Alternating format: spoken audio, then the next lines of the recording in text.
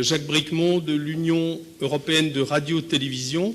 Alors je pourrais vous dire aussi que je suis belge, alors vous savez les problèmes linguistiques, on connaît bien, mais rassurez-vous, ce n'est pas à ce titre que je vais vous dire quelques mots.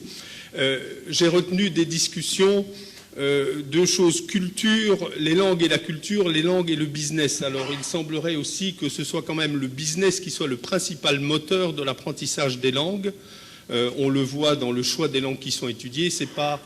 Je le crains par souci culturel que beaucoup de gens apprennent aujourd'hui le mandarin, mais c'est parce que c'est évidemment le business. Donc l'intervention tout à l'heure de dire que c'était des pièces qui nous permettaient d'avoir des atouts dans la culture, mais que culture et langue sont le recto et le verso de la même pièce, c'est effectivement pas tout à fait la vérité. Et l'autre point, c'est les langues et l'intégration. Deux exemples, j'ai des collègues, l'un italien d'origine arménienne, l'autre française d'origine polonaise, et ils ne parlent ni l'arménien ni le polonais parce que quand leurs familles sont arrivées, ils ont surtout refusé de parler l'arménien ou le polonais avec leurs enfants pour qu'ils s'intègrent en Italie ou en France. Parce que s'ils avaient continué à parler leur langue, ils auraient eu des difficultés d'intégration.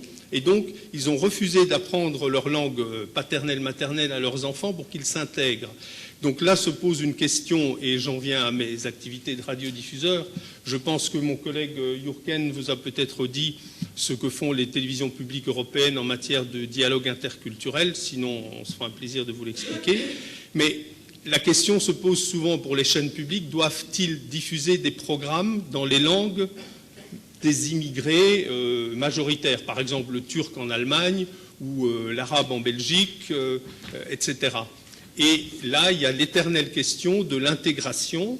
Est-ce que l'intégration signifie que ces gens doivent petit à petit oublier leur langue d'origine pour se fondre complètement dans les sociétés dans lesquelles ils se trouvent, ou est-ce qu'on doit leur permettre, je pense que c'est cette partie-là qui est la bonne, de s'intégrer bien sûr, mais tout en conservant évidemment leur culture d'origine. Et là, on a un problème parce que les chaînes publiques sont financées par généralement le public d'un pays. Ils ont pour mission souvent essentielle de défendre, de promouvoir, de répandre la culture de leur pays, mais doivent-ils intégrer, donc dans le sens inverse, dans la culture de leur pays, celle apportée par des groupes, par exemple, d'immigrants majoritaires. Voilà quelques réflexions. Merci. Merci. I think that we are, if we continue to speak just a few more moments about language, but let's remember that we are speaking about language also as a metaphor for cultural, for intercultural dialogue, as a metaphor for example, the maintaining of multiple identities.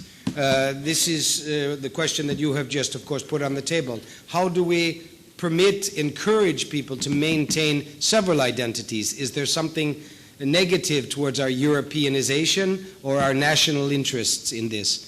I think that, in my opinion, and I think there's a general consensus that, of course, we want to encourage people to have several identities, or as Gabriella put it, not two sides of the same coin, but several coins in the pocket that one can use in different situations in order to negotiate relationships.